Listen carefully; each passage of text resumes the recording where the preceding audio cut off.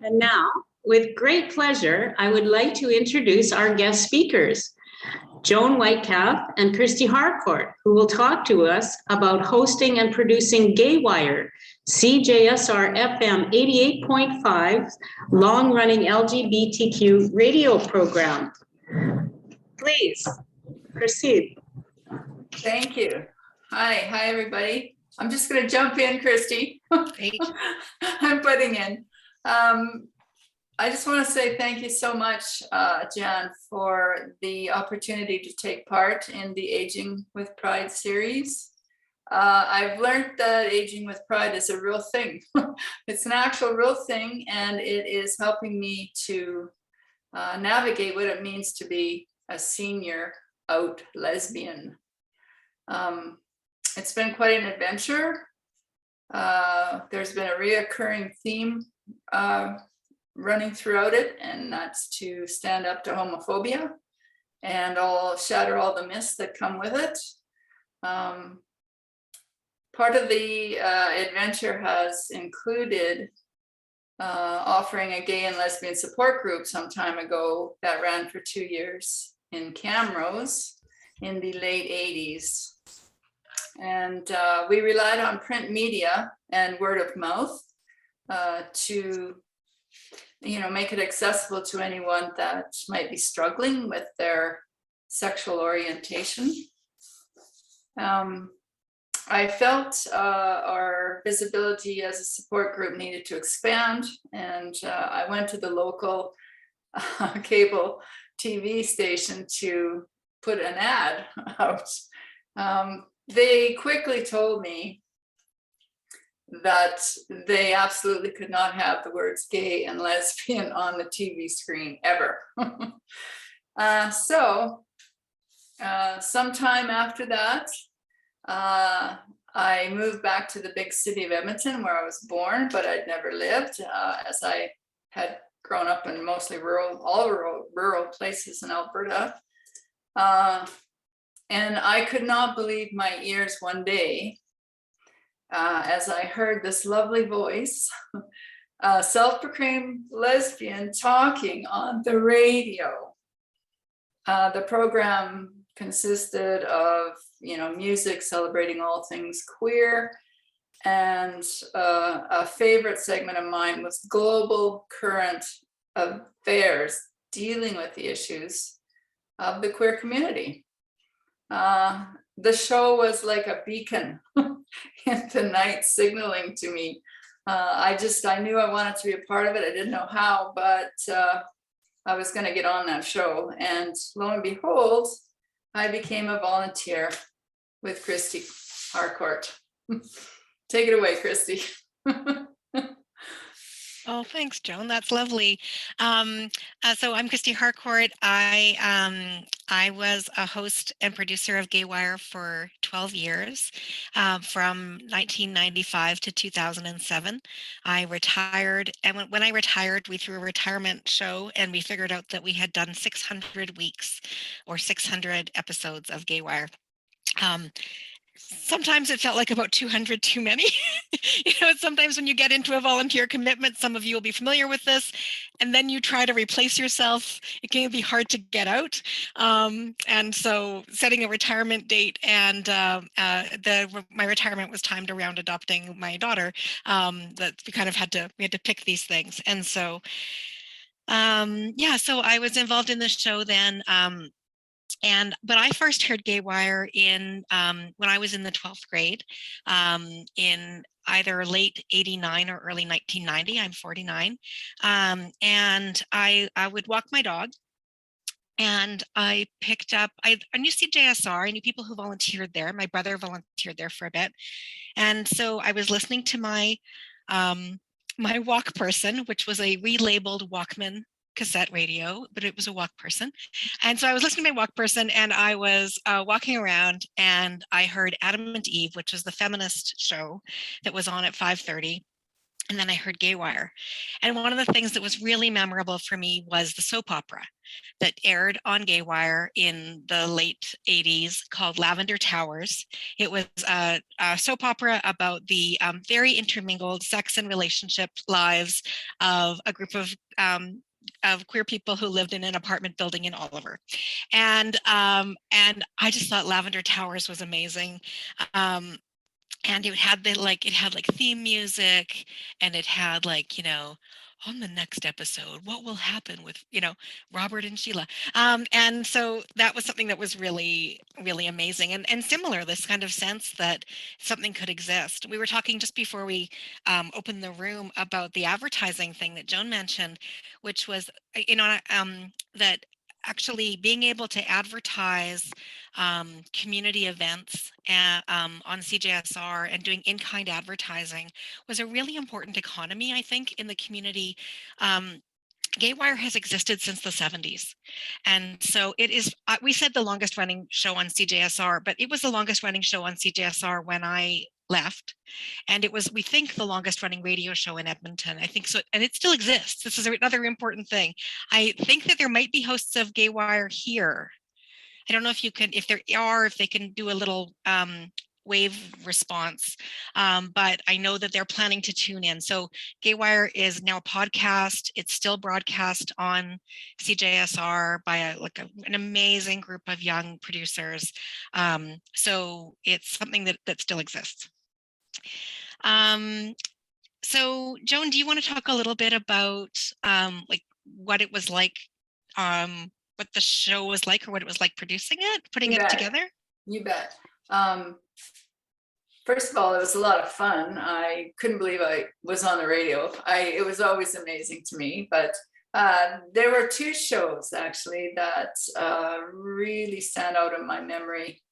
There was a lot of news coverage at the time that there were issues coming out about gay parenting, and followed by the burning question, should they be allowed, So custody of the children, custody of their children was being challenged in the courts. And I had actually faced this threat myself as a younger person, stepping away from a traditional 10-year marriage. So on my journey towards coming out, it had been a real threat to me. So at that time, my son was in university and my daughter was just finishing senior high school. So I asked them if they would be willing to come on GayWire and talk about their experiences of having an activist lesbian mom. And they agreed. So they came on the show and they both spoke so eloquently about their experiences of being raised in such a household. They summed it up by saying that it was a very positive experience and that they had a real appreciation of what it meant to be different, and also how discrimination affects people's lives. And just a little bit of a bragging moment here. They went on to finish university, paid off their student loans, they put themselves through school and have amazing careers. So blah, blah, blah, blah on those people. The second show that stands out for me in my time on GayWire was spurred by a conversation amongst a group of lesbian friends of mine on my 50th birthday. And we were wondering, as members of the queer community, what our lives might be like as seniors. We sort of never really thought about it. And turning 50 kind of spurred the conversation towards that very thing. Our biggest concern at the time seemed to be that we would be assimilated back into the straight society that had been so discriminatory to us in the past. So with Kristy's help, we went on to do a show about aging in the queer community, and we invited a lesbian friend to be a guest, and she spoke about her concerns and hopes for her and her partner as they aged, and it was another amazing show. And now I'm so grateful to be at this place on my ongoing adventure. I find myself surrounded by a large community now of brilliant people who are on a mission to address this very issue. What will our lives be like, and how will we be treated as aging members of the LGBTQ2S+ community? And I'm happy to say that there are plans now in place addressing this very thing. We were talking about what our concerns are and our needs for safety and dignity and beauty. And there are plans for an actual building, a physical building, to be built so that we have a place to live. And we are putting on a new concept of the face of old folks home. And I think that would be also another topic sometime for the radio, an old folks home in the new age. So yeah, thank you.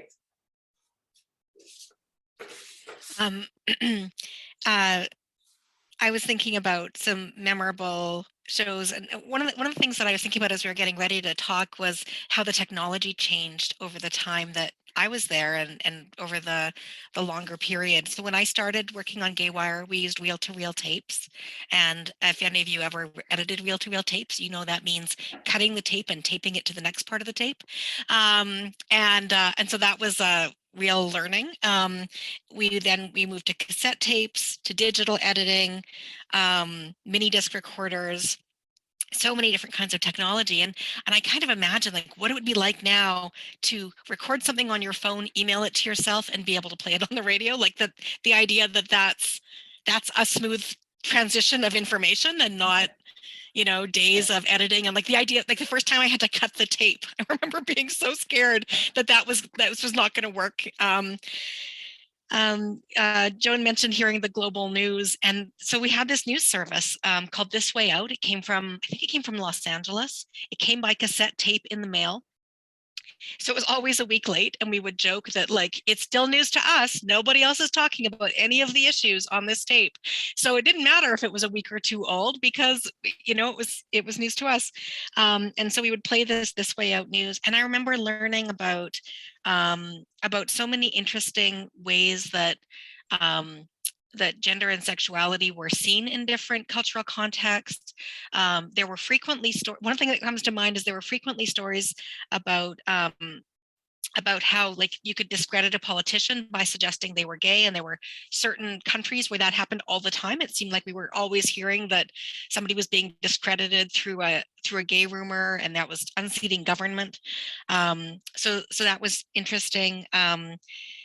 For me, a couple of episodes that were really notable. One was like one of the only kind of actual famous person interviews that I ever got to do was with Dan Savage, who had a sex advice column in C Magazine for many years, like from Seattle, but it was carried in C Magazine. And he happened to be here. So CJSR, like CKUA, does fund drives or like a week of the year where you just beg for money. You just do any kind of tap dancing you can do to get people to call in and pledge money. And so it turned out that Dan Savage was going to be here doing a public talk during our fund drive show. And we were broadcasting. Normally we broadcast from Bank Vault. That's an important thing to know about CJSR radio. The actual recording studio, broadcast studio, is the old CIBC Bank Vault in the basement of the Students' Union building at the U of A. So like 8-inch thick steel door. You don't ever want to get stuck in there. It's happened over the years.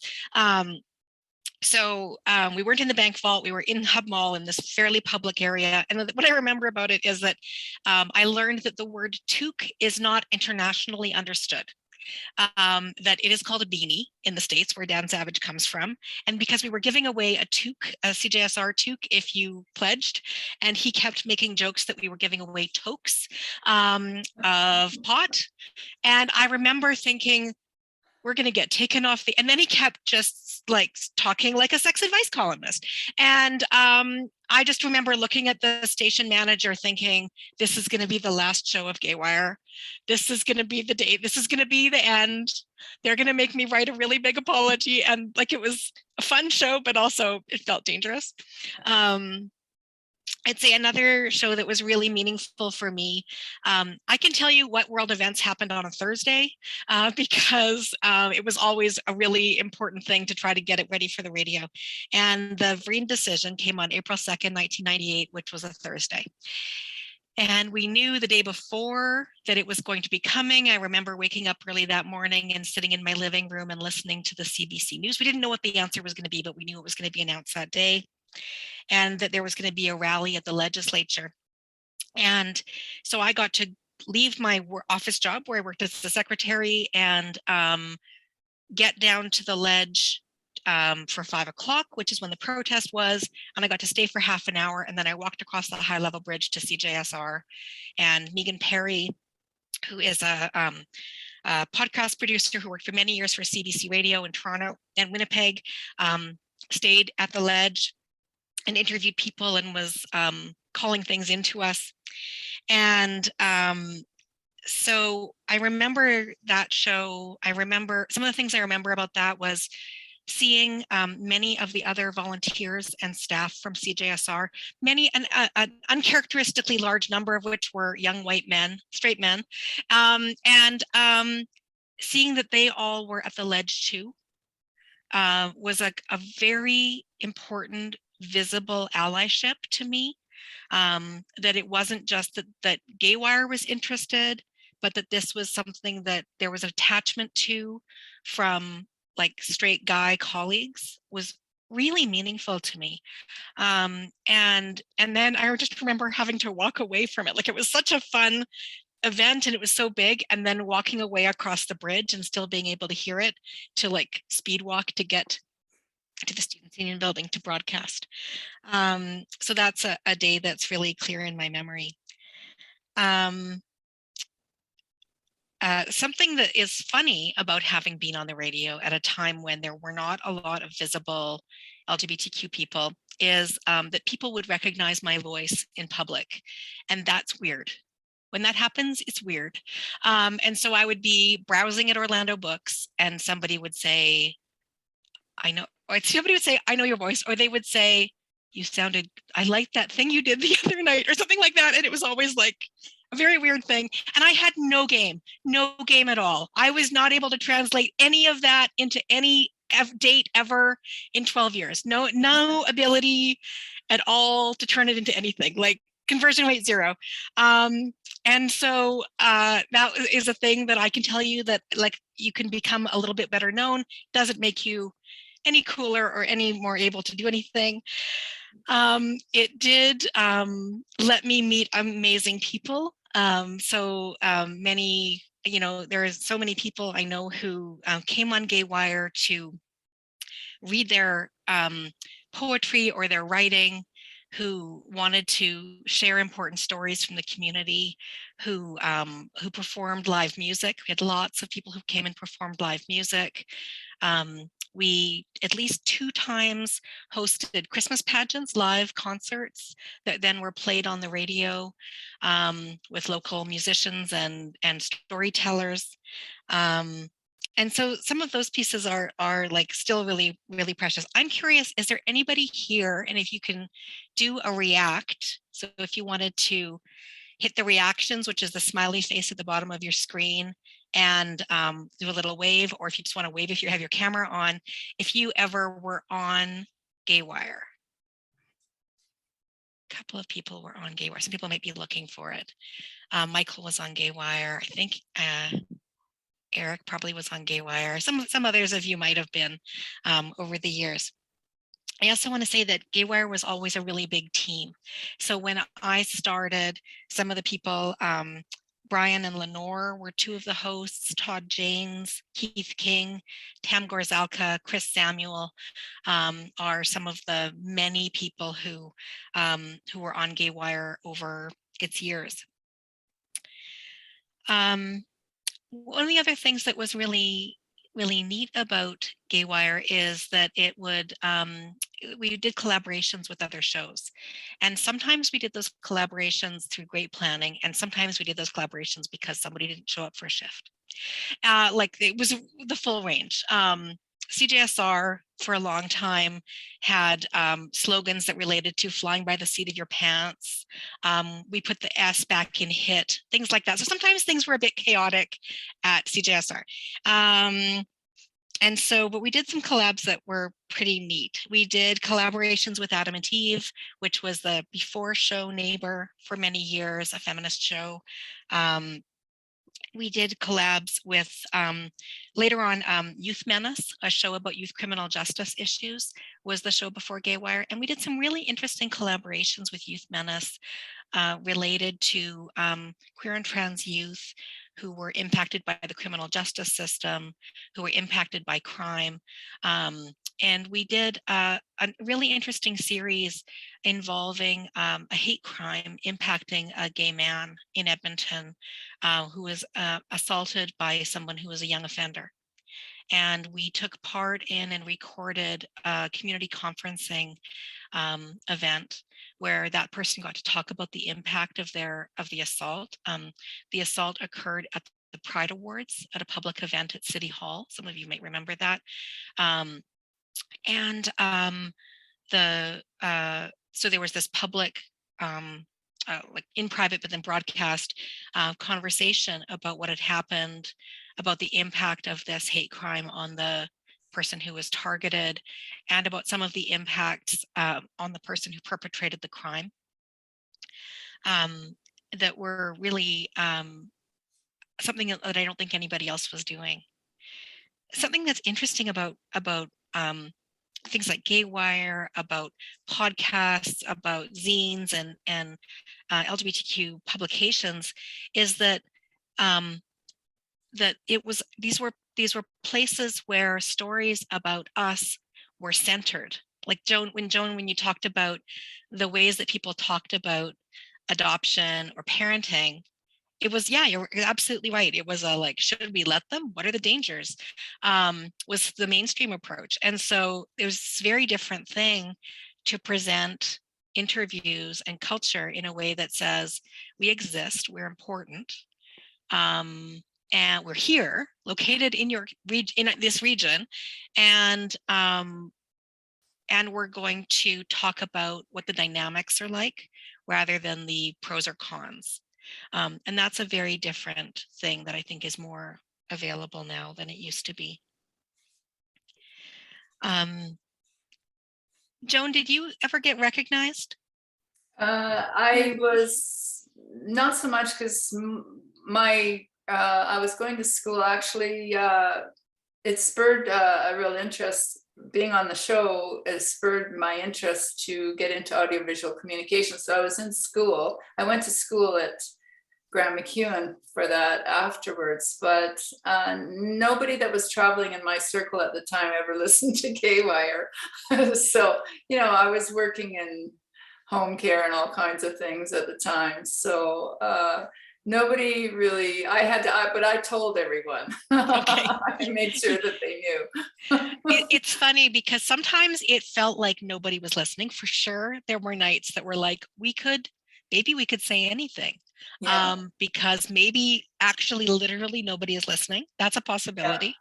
Sometimes the people who were listening responded in ways that were really touching. So we would, somewhere in a box in my garage, I have some letters that we got from teenagers who wrote letters and put them in the mailbox to send to us, not just teenagers, but mostly talking about what they liked about the show and what it was like to be able to hear it, and how they would, like, there was better reception in the barn, or they could get it in the car, like how they were hearing us. So that felt neat. Sometimes people called who were scary. I remember talking to, I remember there was a person who we did a show, I think we maybe did a show related to December 6th and gun control. And we had somebody who persistently would call and talk about teaching me how to shoot so I could develop an appreciation for guns, which I think actually was meant faithfully. It wasn't a great experience for me, but I don't think it was meant to be menacing. I remember I've lived in this house for almost 20 years now, and I remember very soon after we moved in, I was standing in the kitchen and the phone rang, and somebody I didn't know was calling to talk to me about something that had been on the radio. And I remember like sitting down and feeling like a little bit exposed, like, you know, and it felt like a little bit like it again, I think it was probably very innocent. And but it just felt like, oh, right, people can just look you up and get your number and call you. That felt a bit strange. But definitely was a different kind of experience. Sorry, I'm just going to make a little note here.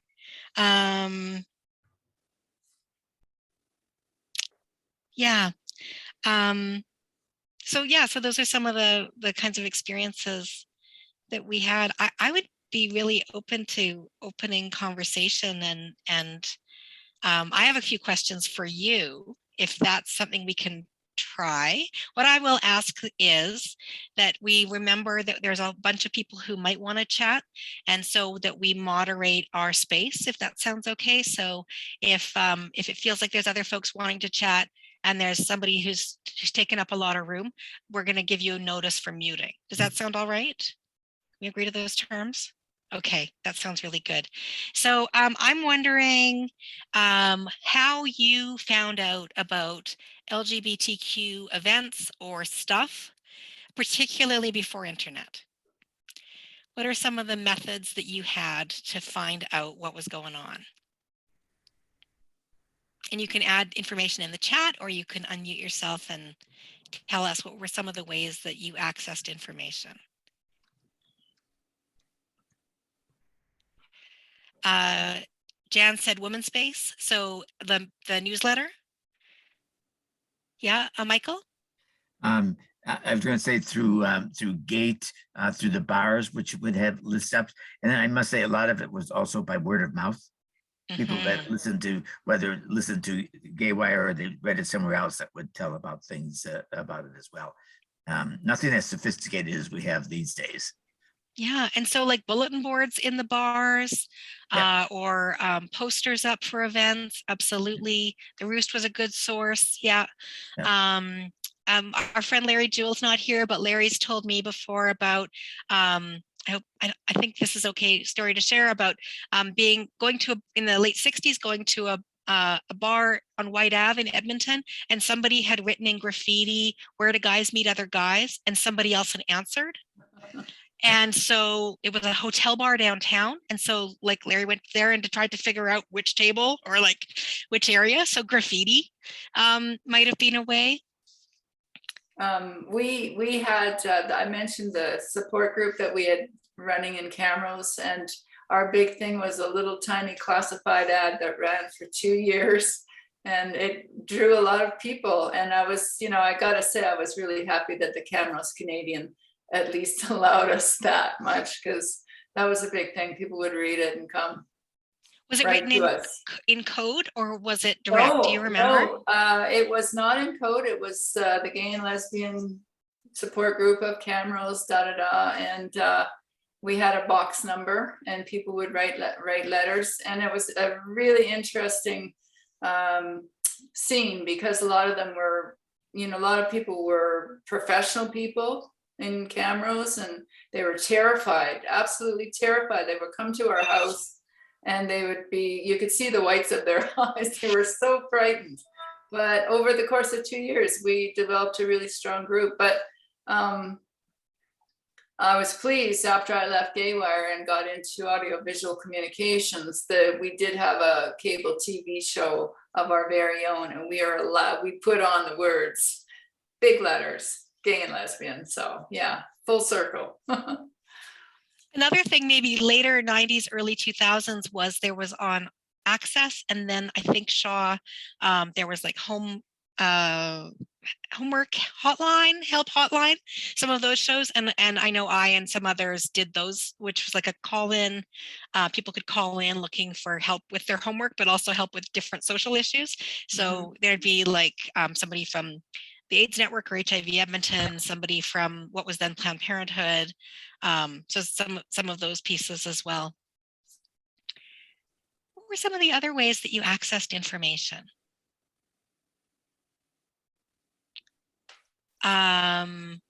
Making non-dating connections on Plenty of Fish. Oh, really interesting. So somebody invited to a Women's Space event. Word of mouth. The Women's Space newsletter was a real treasure, wasn't it?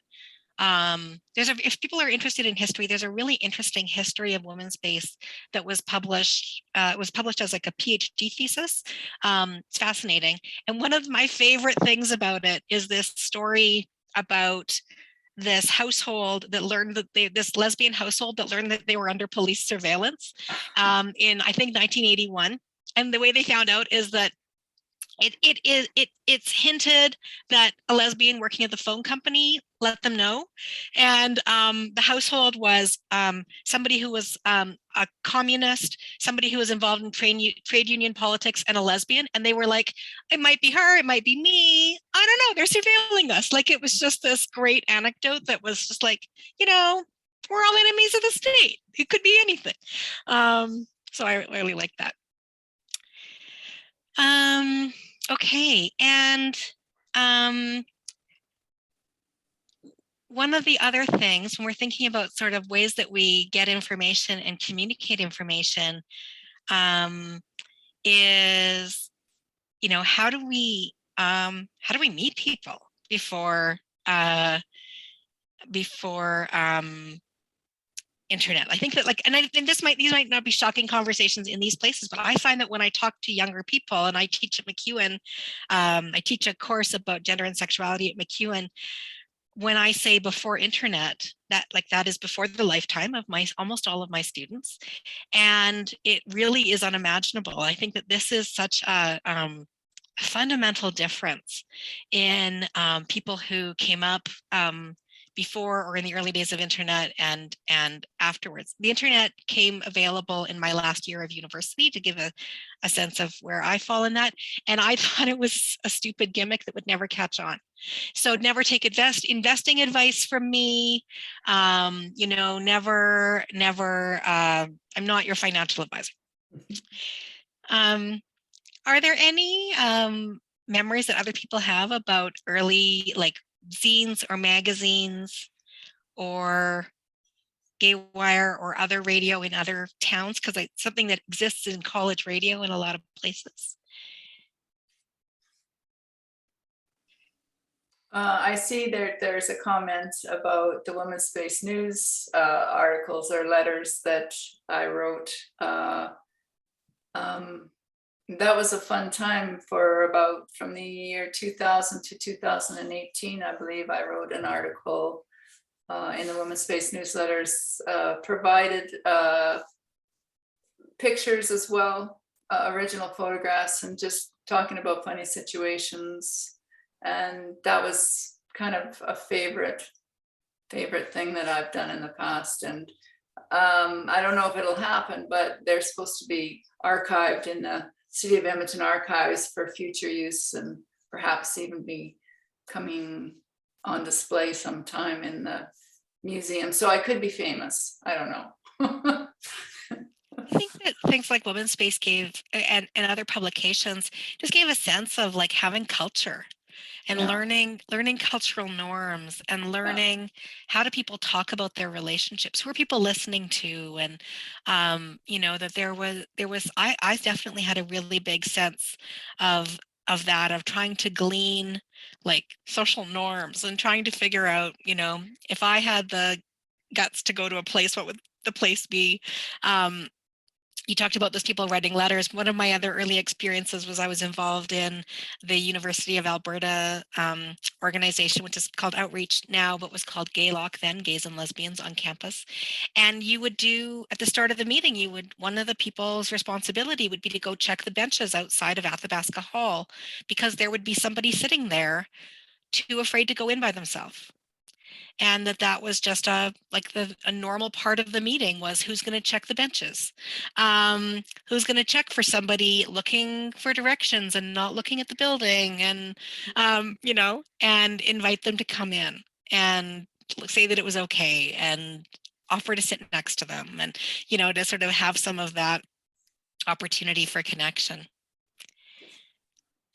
Such a scary time. I'm curious now, you're working still in the field, Kristy, like, do you get a sense that people are still freaked out about it or afraid to come out? Or, it seems like I see everywhere support groups and gay youth, and they seem to be really involved. So I'm curious, it seems better, I don't know, but are people still afraid to come out?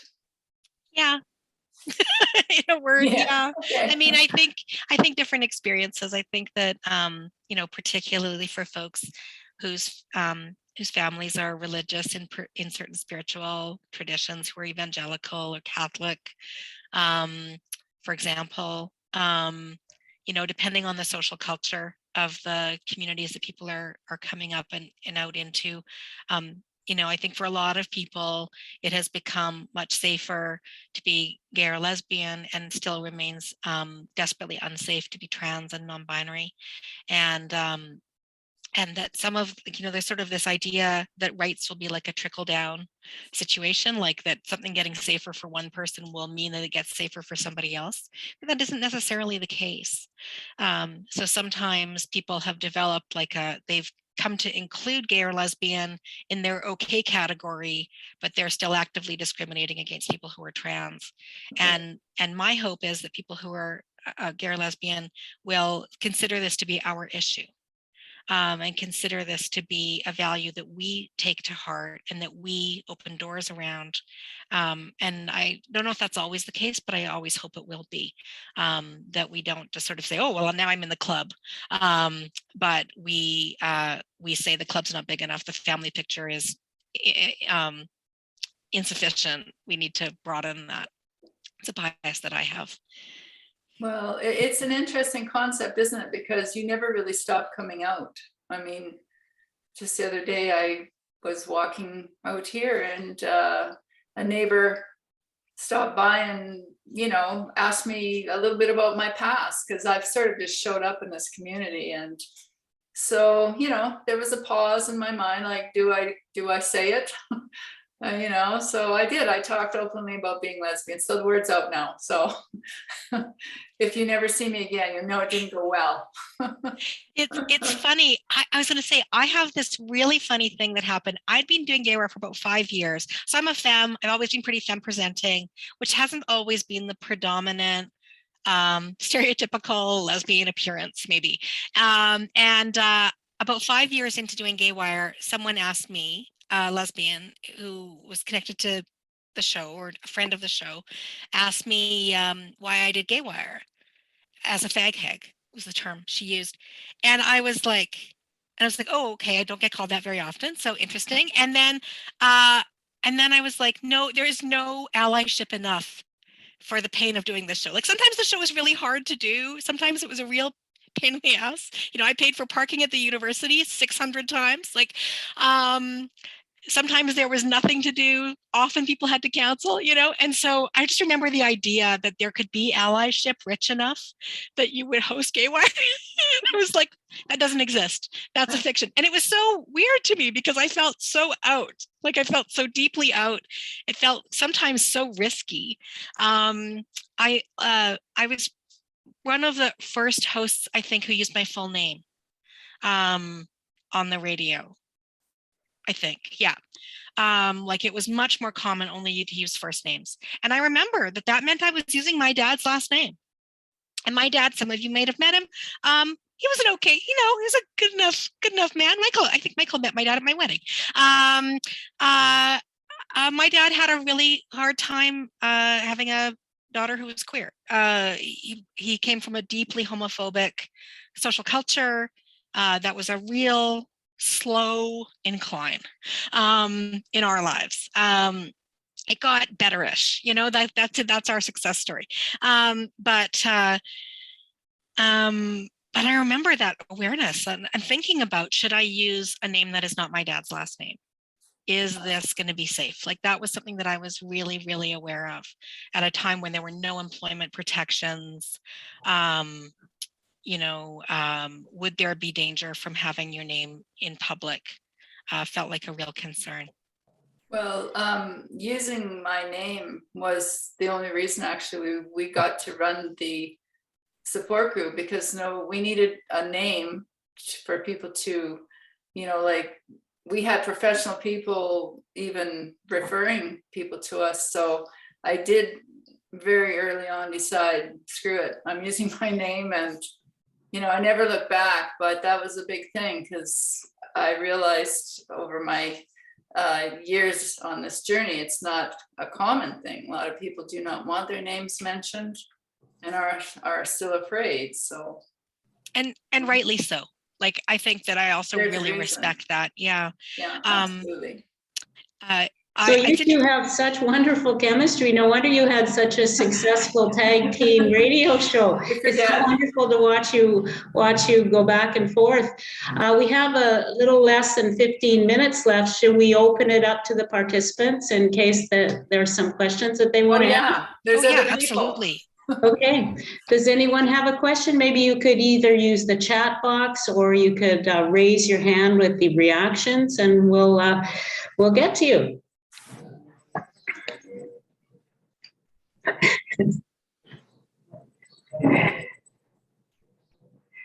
Eric, I see you have your hand up. Please go ahead. Just two quick things. One is that the joy of accidentally stumbling across some information pre-internet. I remember the first time I heard GayWire, I thought, holy cow, and then stumbling across a Times 10 magazine or stumbling across something else.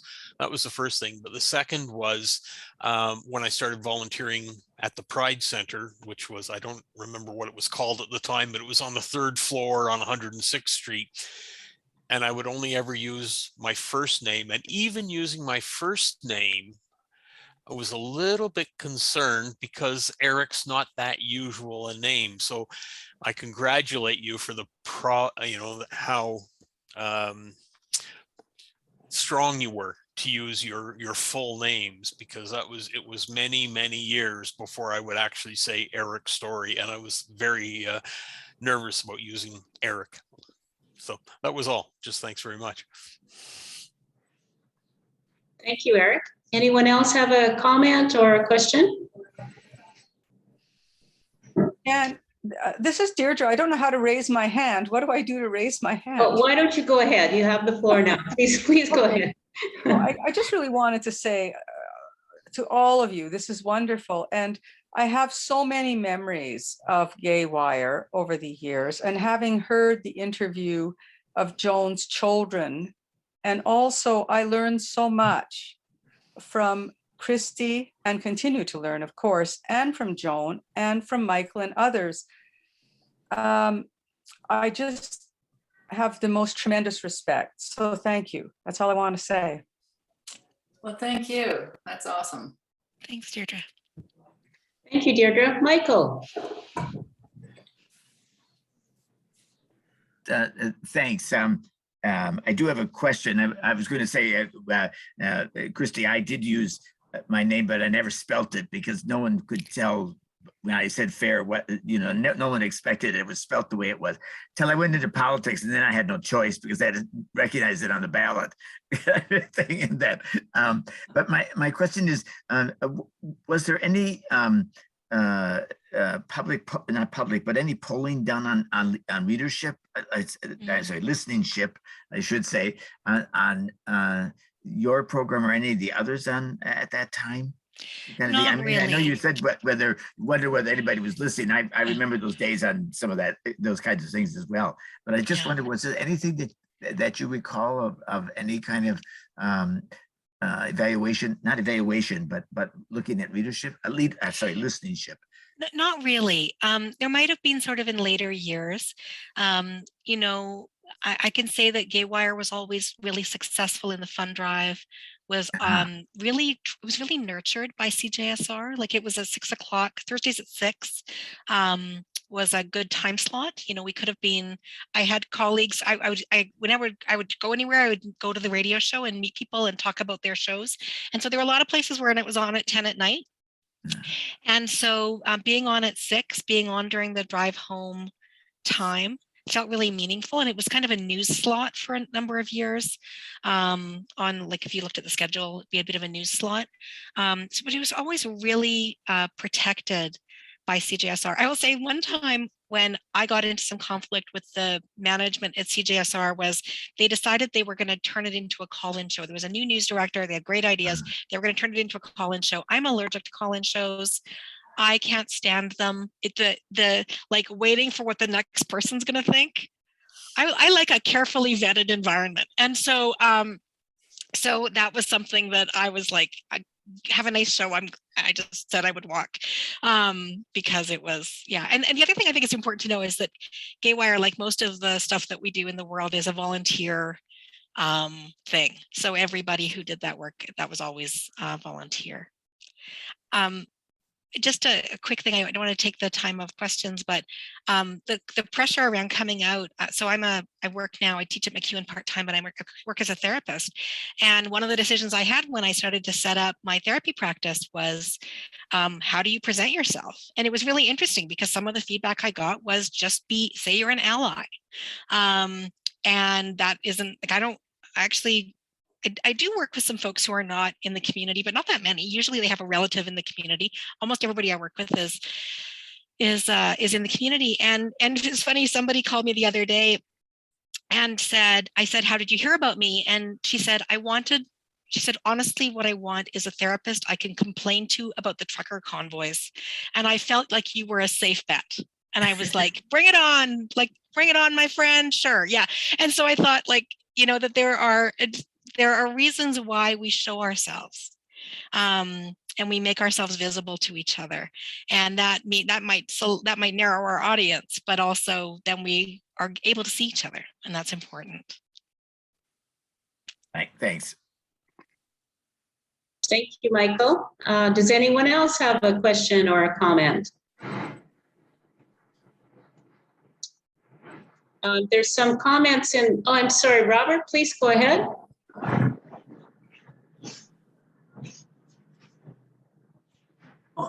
If there were more comments, I wouldn't waste the time with this, but off topic. But when you mentioned your program aired on Thursdays, that brought me right back to high school, where you didn't wear red on Thursdays, because if you wore red on Thursdays, that meant you were queer.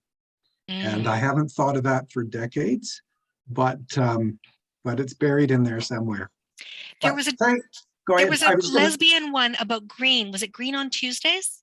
Does anybody know that then you would be a lesbian? It's so funny, these things. Thank you for that, Robert. That's interesting. Keep going. Well, and I remember once it might have depended on the community. I went to high school in Montreal, so it might have been different elsewhere. Somebody said, oh, in my high school, it was yellow on Wednesdays. And, but you know, there had to be that little thing in there just to, I don't know, poke the bear, right? And the bear was hibernating in a cave. So I don't know that there was much choice in need to poke it. Your session was absolutely delightful. I've never lived in Edmonton, so I've never heard the program. Was great hearing about the history.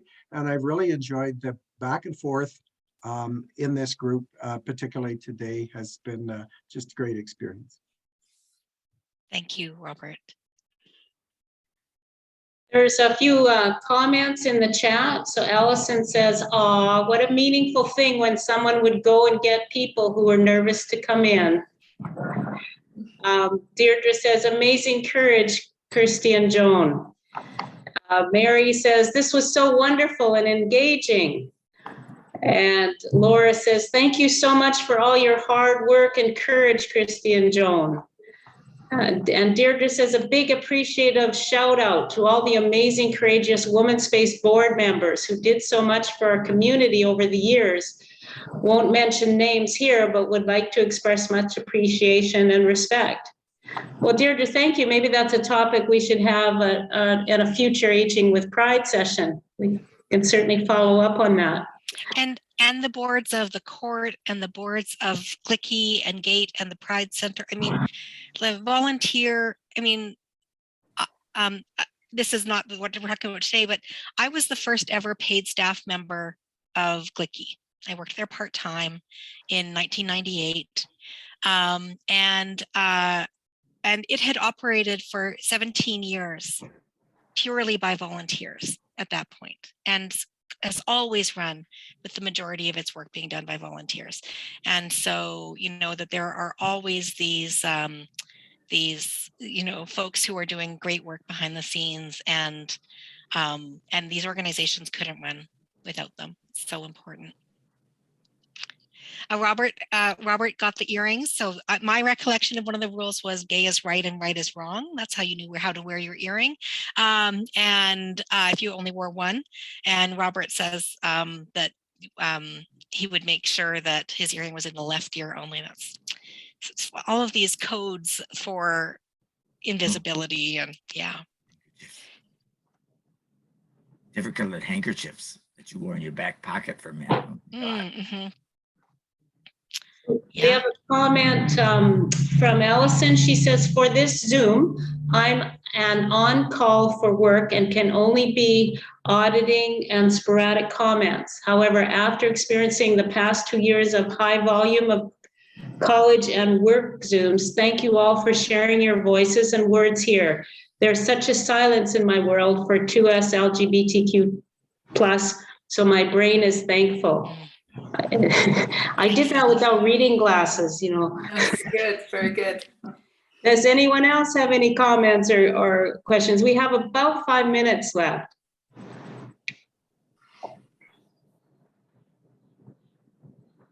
Hi, this is Deirdre again. May I speak again? Please go ahead, Deirdre.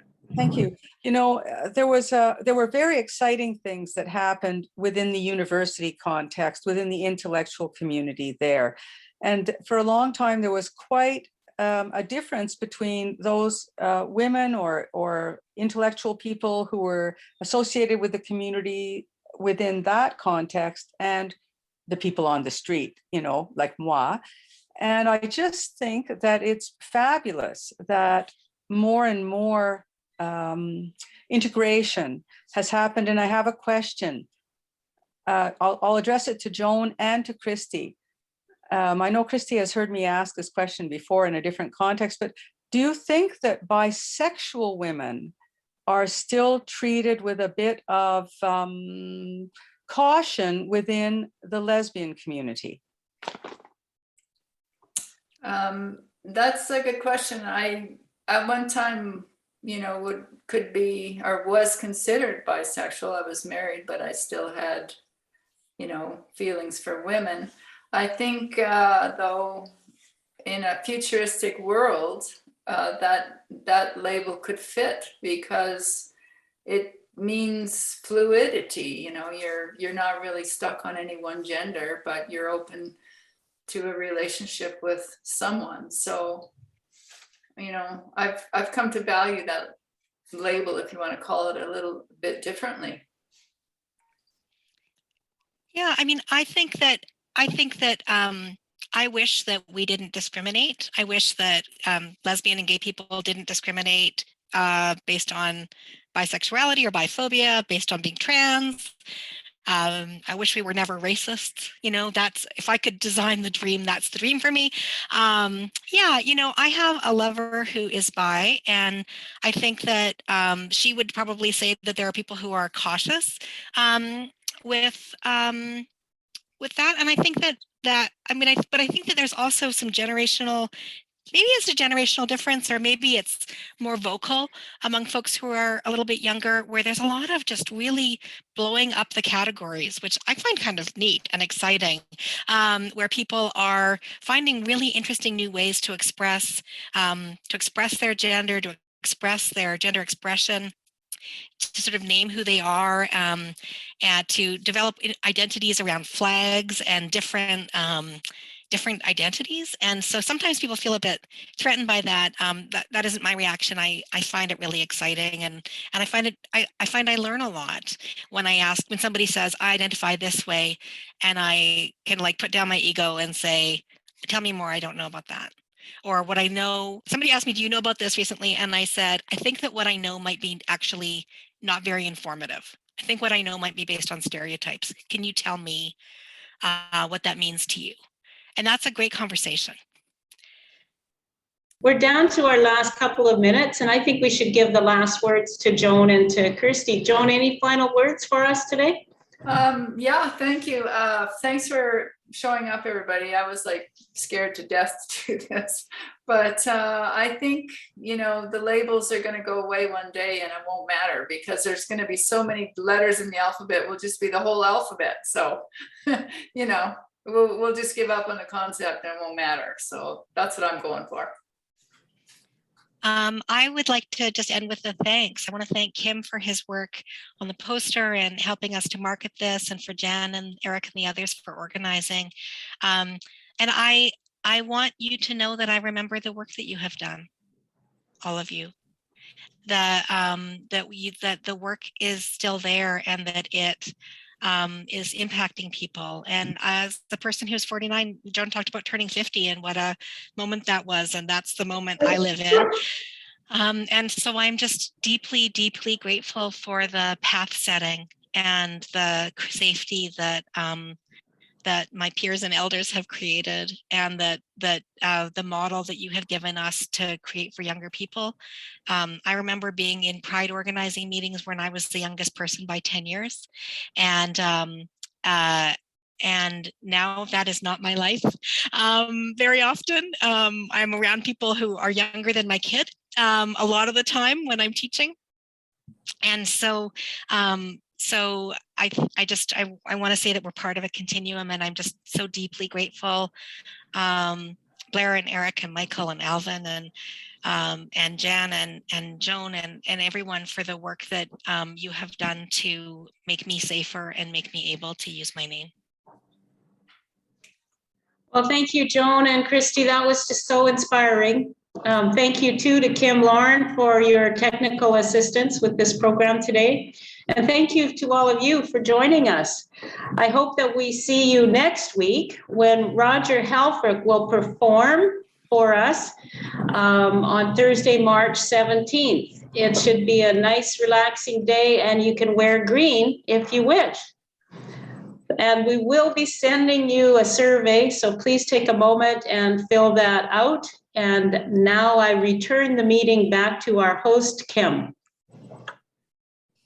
Hi, everyone. Thank you for coming. We'll see you all next week. Thank you, Kim. Thank you, everyone. Bye.